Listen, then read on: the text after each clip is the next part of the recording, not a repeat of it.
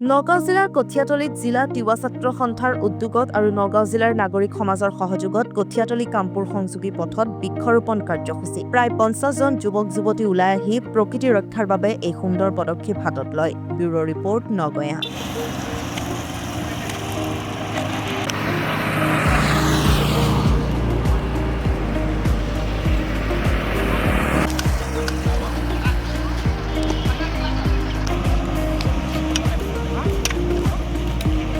গতিকে আজি কঠিয়াতলী আৰু কামপুৰ সংযোগী পথত দুই কাষে আমি কামপুৰ ৰাস্তাত আমি বৃক্ষৰোপণ কাৰ্যসূচী ৰূপায়ণ কৰিছোঁ।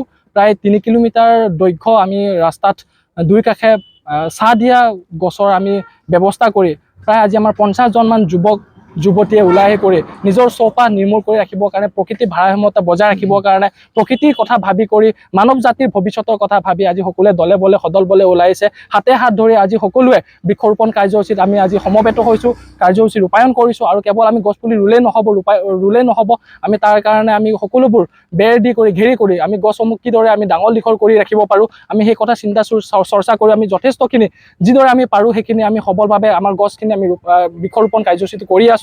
আপোনালোকে দেখিব পাইছে আমাৰ বৃহত্তৰ কঠিয়াতলী এলেকাত আজি আমাৰ সদৌ তিৱা ছাত্ৰ সন্থা নগাঁও নাগৰিক সভাৰ যৌথ উদ্যোগত আজি সমগ্ৰ ৰাইজে, স্থানীয় ৰাইজে ভাল পাইছে, আমাক আঁকোৱালি লৈছে। এনেদৰে কাৰ্যসূচী আমি আশা কৰোঁ আপোনালোকৰ মাধ্যম যোগেদি যিসকল আমাৰ ৰাইজে দেখি আছে, চাই আছে, আপোনালোকৰ চৌপাশখনো আপোনালোকে নিৰ্মল কৰি ৰাখক, সেউজ ৰঙেৰে ভৰাই পৰক, আমি তাকে আশা কৰোঁ। গতিকে প্ৰতিজন জীৱ জন্তু জীয়াই থাকিবৰ কাৰণে আমাৰ অক্সিজেনটো